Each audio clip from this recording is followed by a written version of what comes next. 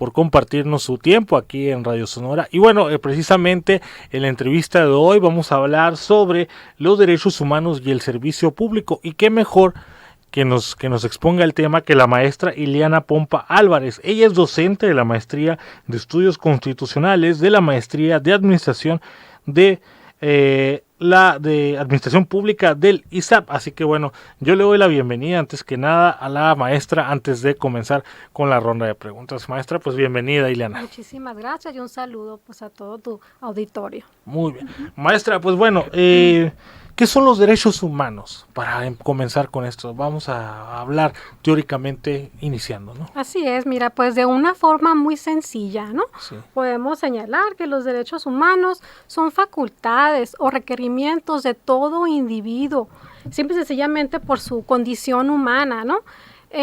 Los derechos humanos pertenecen a todas las personas por el simple hecho de serlo, ¿no? Una persona. Sí. Entonces, todos estos derechos en su conjunto contribuyen a un adecuado desarrollo, ¿no?, de esta persona a lo largo de su vida. Ok, muy bien. ¿Cómo podemos hacer valer los derechos humanos como ciudadanos? Mira, los derechos humanos se encuentran consagrados y establecidos en nuestra Constitución Política de los Estados Unidos Mexicanos. Sí.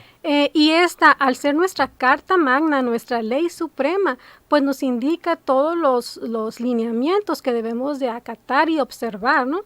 Entonces, con este tema, pues no podemos dejar de mencionar la gran reforma constitucional que se hizo el 10 de junio del 2011, referente a derechos humanos, en donde se tocaron varios artículos constitucionales, pero con mayor relevancia el primero constitucional. El primero constitucional.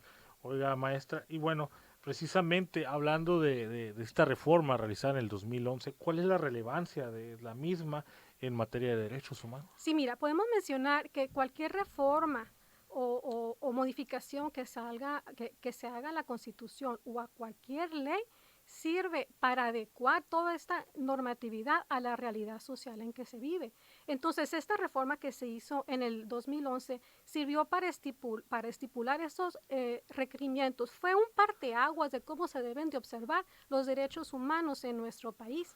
Entonces, podemos mencionar ciertos elementos rápidos, claro, ¿no? Sí. Por ejemplo, se reconoció los derechos humanos de toda persona, ¿no?, en nuestra Constitución. Esto quiere decir que el Estado no nos otorga los derechos, sino que son reconocidos por la misma Constitución, ¿no? También se hizo una importante modificación al capítulo primero de nuestra Constitución, en su título primero, que antes decía de las garantías individuales y ahora se cambió de los derechos humanos y sus garantías. Con eso se hizo una relevante distinción entre estos dos elementos. Por ejemplo, ya dijimos que los derechos humanos pertenecen a la persona por el simple hecho de serlo, ¿no? Entonces, las garantías son los medios procesales para lograr su efectiva protección. Claro. También podemos mencionar que se indicaron unas obligaciones muy importantes a la autoridad. Estas son de promover, respetar y proteger todos los derechos humanos mediante 4 principios sustanciales, ¿no? Estos son, por ejemplo, el de universalidad. Quiere decir que los derechos humanos son para todos, independientemente de nuestra edad, nuestra condición. También son interdependientes. Esto quiere decir que dependen unos de otros, están interlazados, ¿no? Sí. También podemos decir que son indivisibles, que deben de ser vistos por medio del principio de indivisibilidad. Esto quiere decir que no se pueden separar unos de otros, ¿no?, que también tienen relación con el anterior principio. Claro. Y sobre todo el de progresividad. Este quiere decir que siempre deben de estar en constante evolución y no deben de ser en retroceso, ¿no?, de lo que ya se ha logrado, ¿no? Claro. Oiga, maestra, y bueno, ¿qué artículos constitucionales mencionan sobre los derechos humanos? Ok, mira, los artículos, realmente los derechos humanos son mencionados a lo largo de toda nuestra Constitución, ¿no? Pero podemos mencionar algunos muy importantes, claro, pudiendo ser, por ejemplo, el tercero, que habla de la educación, el 5 y el 123, que habla de la facultad que tenemos de elegir cualquier trabajo o profesión, siempre y cuando sea lícito, claro, ¿no? Sí, sí, claro. Ajá. También uno muy importante que tiene que ver con ustedes, que es el 6 y el 7, que habla de la libertad de expresión. Ajá. Y de también podemos mencionar el 16 y el 17, que habla del acceso a la justicia y el debido proceso, estos que han sido muy polémicos, ¿no? Claro. Siempre, ¿no? Pero en especial yo quisiera resaltar el artículo 4 constitucional, que viene siendo un catálogo de derechos sociales, ¿no? Que como ya mencionamos son necesarios para que la persona pueda desarrollarse adecuadamente. En este caso podemos mencionar, por ejemplo, la igualdad ante la ley del hombre y la mujer.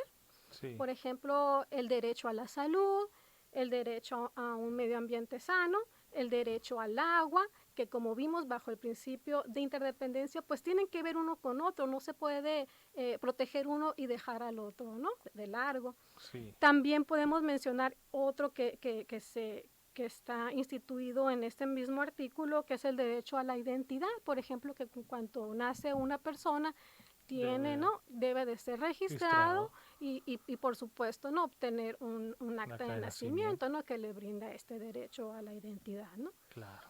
Y por último podemos mencionar el interés superior de la niñez, que debe de regir en todo el actuar, ¿no? Del Estado, ¿no?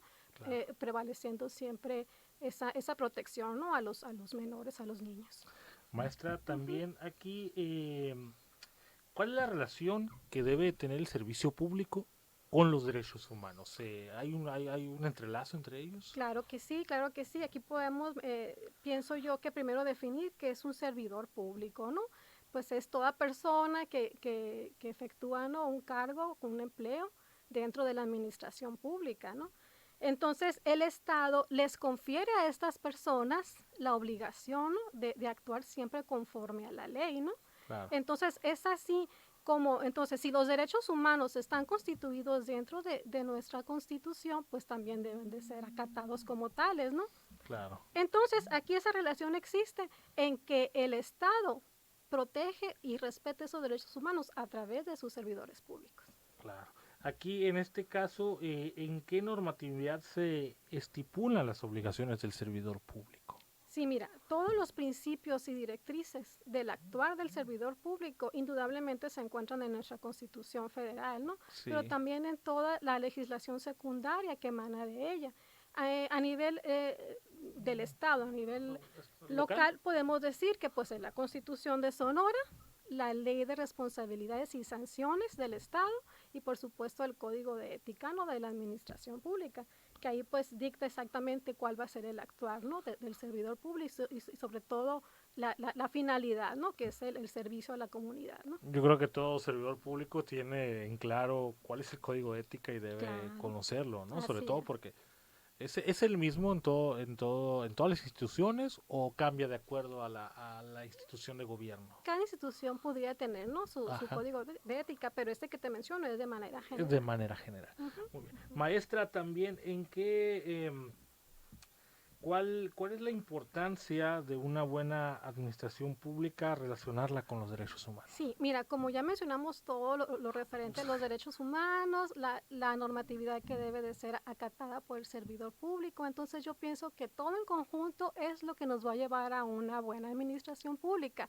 Entonces podemos afirmar que existe el derecho humano a la administración pública, aunque no está como tal dentro de nuestra Constitución, a lo largo de todo su articulado, por supuesto que nos indica cómo debe de ser el actuar, ¿no? del servidor público y sobre todo el Estado, ¿no? Cuáles deben de ser todos sus lineamientos, ¿no? Que se deben de cumplir.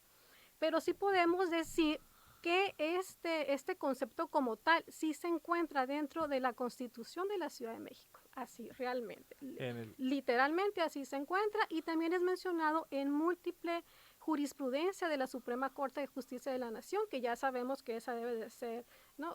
Cumplida por toda la autoridad, ¿no? En el país. Claro. Y bueno, en este caso, ahora sí, vamos a bajar un poco a la institución. ¿Cómo vincula el ISAP con los derechos humanos? Eso es muy importante, ¿no? Que para eso estamos aquí más que nada, ¿no? Pues mira, una de las finalidades del Instituto Sonorense de Administración Pública es la formación, ¿no? de servidores públicos, más que nada profesionistas, ¿no? En el servicio público, ¿no? Sí, claro. Y esto pues se logra mediante el estudio de la normatividad vigente, ¿no? Sobre todo que sustente ese actuar, ¿no?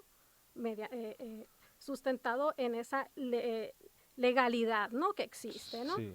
Entonces, al encontrarse los derechos humanos establecidos dentro de la Constitución, es necesario que se estudien, ¿no? Y que se conozcan para que se pueda lograr una adecuada observación y cumplimiento. Entonces es así que mediante la oferta académica, ¿no? del ISAP, a través de sus maestrías, de sus especialidades y de sus doctorados, que se cumple con este requerimiento, ¿no? Hay un espacio adentro del ISAF, en los propios programas de estudio que vinculen o hablen de los derechos humanos. Así es, dentro de las materias, ¿no? En el caso la que yo imparto, ¿no? Que son estudios constitucionales, que hacemos todo este análisis, ¿no? Y los mismos servidores públicos, ¿no? Entramos en esa, ¿no? En ese estudio y en esa... Pues, en este campo. Sí, así es, para que quede bien definido, ¿no? Sí. Todo su actuar, ¿no? Entonces, pues más que nada nos queda por invitarlos a que se acerquen, ¿no? Que se acerquen al ISAP, que puedan conocer toda esta oferta educativa que se ofrece.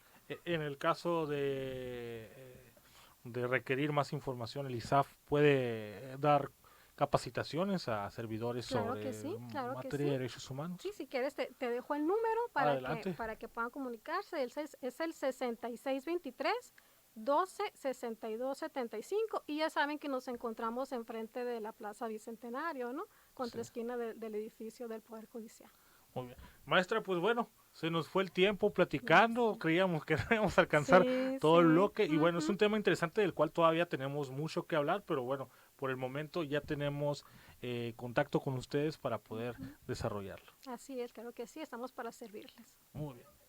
Y bueno, nosotros nos vamos, no sin antes agradecerle a la maestra Ileana que estuvo aquí con nosotros del ISAP. Y yo le recuerdo, antes de marcharnos, maestra, si usted también, aprovechando, ¿no?, que está aquí, le invitamos esta noche, va a haber Jueves de Plaza aquí en Radio Sonora. Si quiere venirse con su familia a bailar, así como invitamos a la maestra, le invitamos a toda la gente que nos está escuchando. Claro, vamos a tener hoy 2 grupos a partir de las 8 de la noche. Estaremos completamente en vivo. Si no nos puede venir a visitar, lo invitamos a que nos escuche a través de la señal FM. Nos despedimos, no sin antes agradecerle a Ron Dávila y a Kareli Sayas y gracias totales.